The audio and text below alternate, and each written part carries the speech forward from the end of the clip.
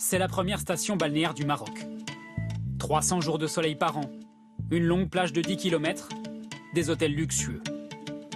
Agadir est devenue en 10 ans l'une des destinations préférées des touristes français. Près de 15 000 chaque année, qui viennent passer l'hiver par 25 degrés. Des touristes qui se rendent la plupart du temps dans ce genre de complexe hôtelier. Ici, pour 60 € par jour et par personne, tout est inclus. La nuit d'hôtel, les repas, mais aussi les activités. Piscine, ping-pong, cours de fitness. En cette période de fête, l'établissement 4 étoiles affiche un taux de remplissage de 70%, le même que l'année dernière.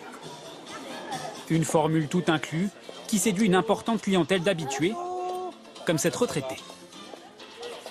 On est là depuis hier, le soleil est là, tout est là, on est ravis. Daniel Sultan vient chaque hiver depuis 8 ans. Mais au moment de réserver cette année, les attentats de novembre l'ont fait douter. C'est vrai que ça, on a été interrogé quand même, je ne vous dis pas non. Mais moi, j'ai tellement la foi dans tout, et la foi de la sécurité. Parce que là, on la regarde, la sécurité, elle est très forte au Maroc. Le lendemain des attentats, effectivement, les gens ne pensaient pas trop venir, ne pensaient pas aux vacances, c'était pas le moment de penser. Mais je pense qu'à partir d'un certain moment, la vie doit continuer, la vie reprend. Et on a eu un petit peu, je vais dire, un petit début décembre difficile. Mais depuis, effectivement, les gens ont repris. Et pour rassurer encore davantage les clients, le propriétaire de l'hôtel a mis en place la semaine dernière tout un dispositif de sécurité.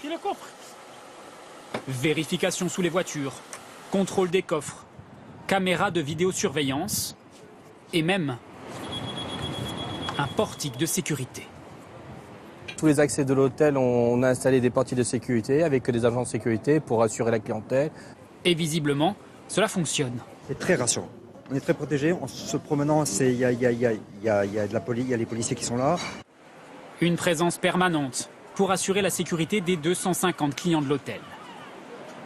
Si les grands complexes hôteliers arrivent à sortir la tête de l'eau pendant cette période de fête, ils ont quand même perdu près de 350 000 nuits par rapport à l'année 2014. Et de l'avis de tous, il faudra plusieurs mois, voire plusieurs années avant que la situation revienne à la normale. En dehors de ces complexes très protégés, la situation est encore plus critique. Depuis 14 ans qu'il est chauffeur de taxi, Mustapha Boulada ne se souvient pas d'avoir connu des journées aussi vides. C'est calme, c'est calme. Il y a un peu la crise.